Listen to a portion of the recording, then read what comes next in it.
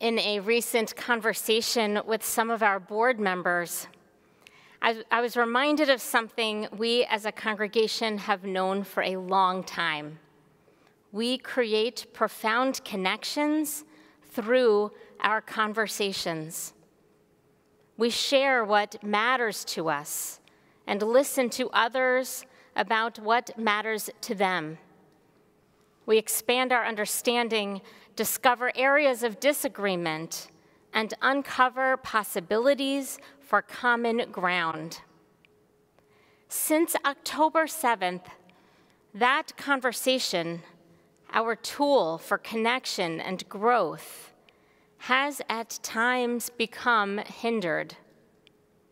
It is so easy to say one thing and be heard or assumed to have meant something else. It is so easy to hear something entirely different from the intent.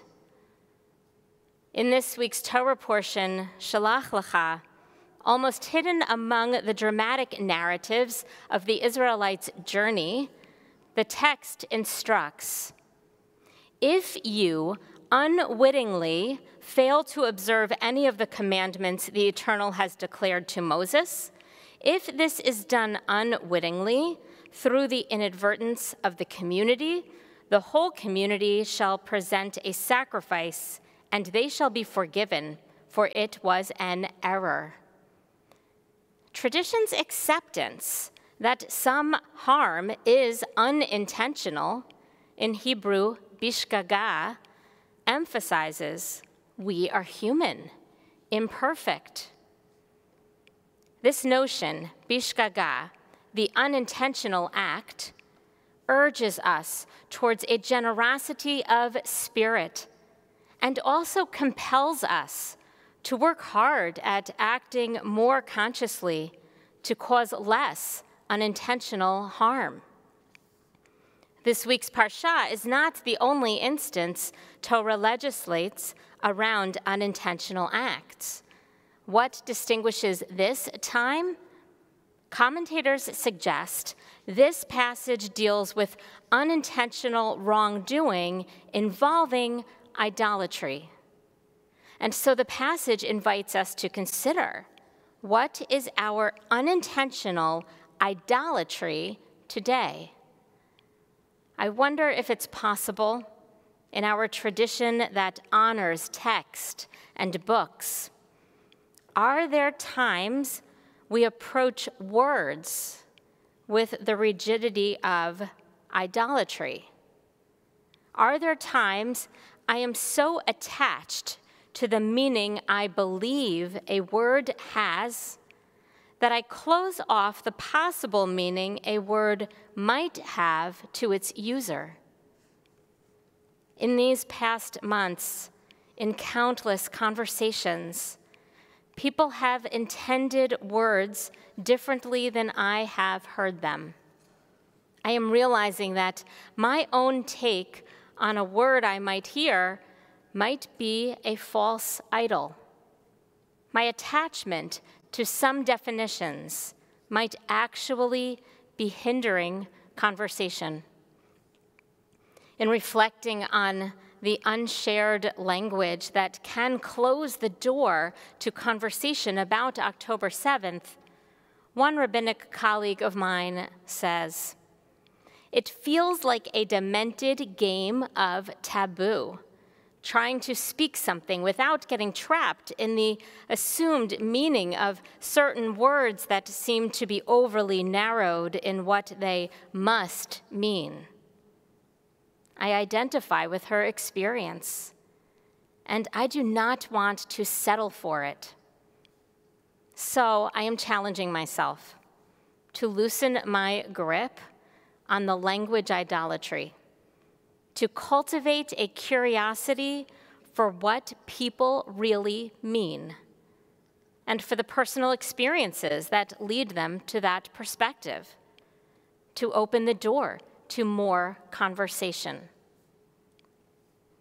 I thought we could start with a glossary of terms, not definitions for what the words must mean, but possibilities for the multitudes of meanings that might help us understand others' intent.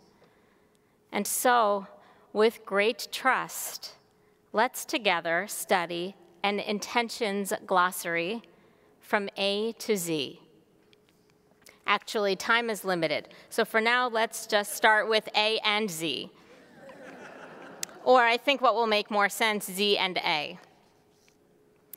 To jump into the deep end, Z is for Zionist. So what can it mean? For me, Zionist describes a profound aspect of my Jewish soul. It binds me to the ancestral Jewish history, Jewish liberation, and Jewish spirituality. Zionism symbolizes pluralism. As a child, in college, and when I lived in Jerusalem, I have studied so many differing philosophies of Zionism that I cannot keep track of them.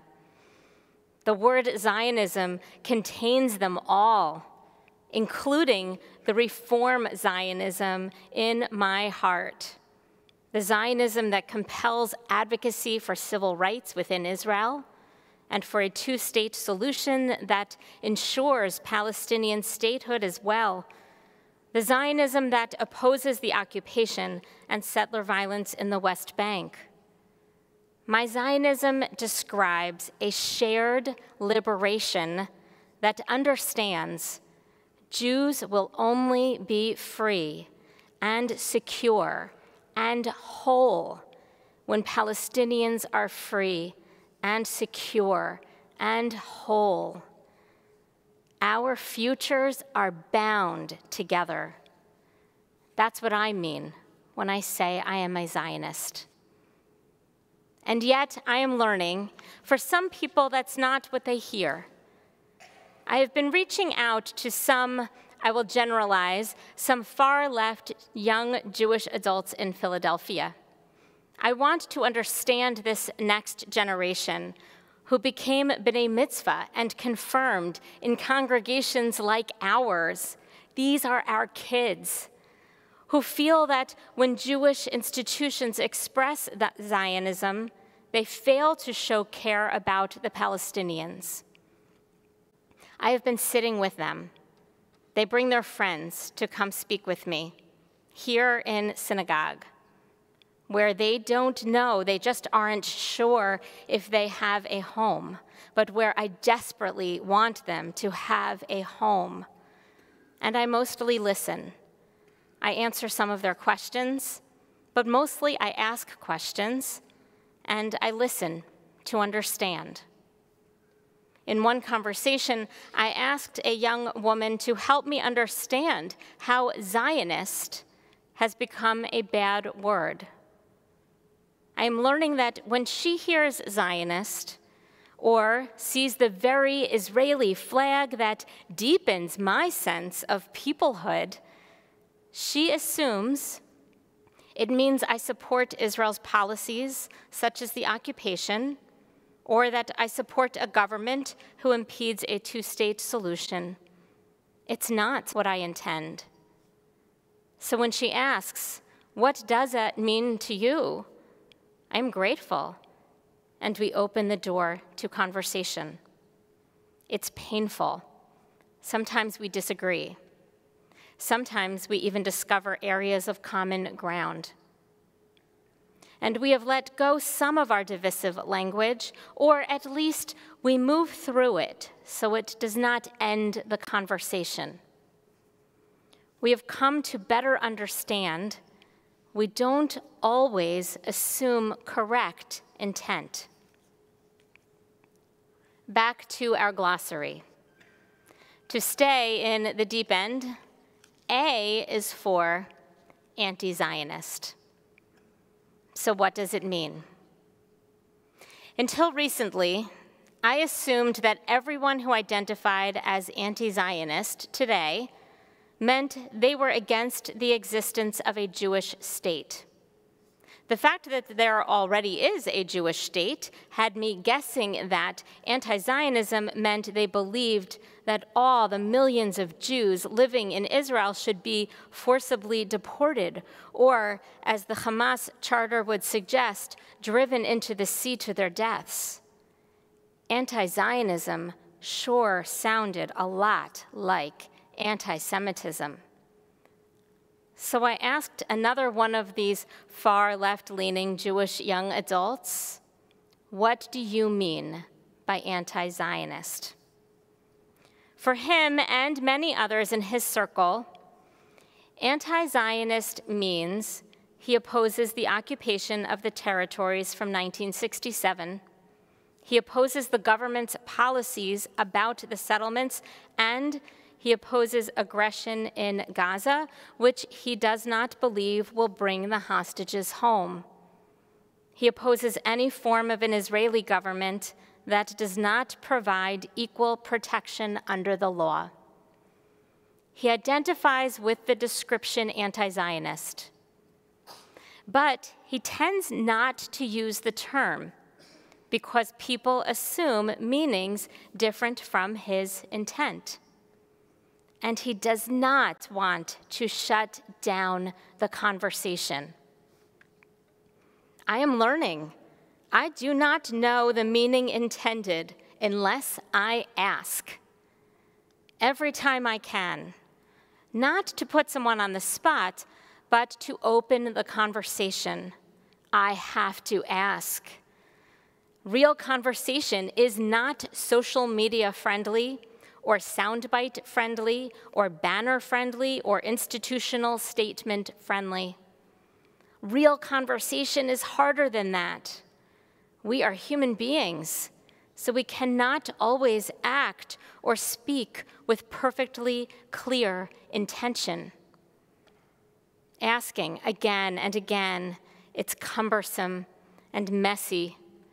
And it takes time to have a whole conversation every time we see a post. But more conversation, isn't that what we need?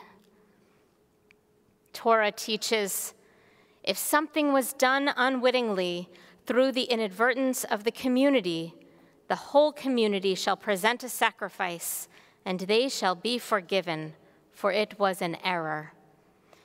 Torah teaches us to be mindful, not only of impact, but also of intent. And with that, to find some grace. For with that curiosity and generosity, we can keep the door to conversation open, trusting that there may be more understanding to gain, faithful that there may even be the possibility of common ground. If it's there, I want to find it. May we keep the door open, deepen the conversation, stay in it, stick with it in our community. I am grateful to be in it with you all. Shabbat Shalom.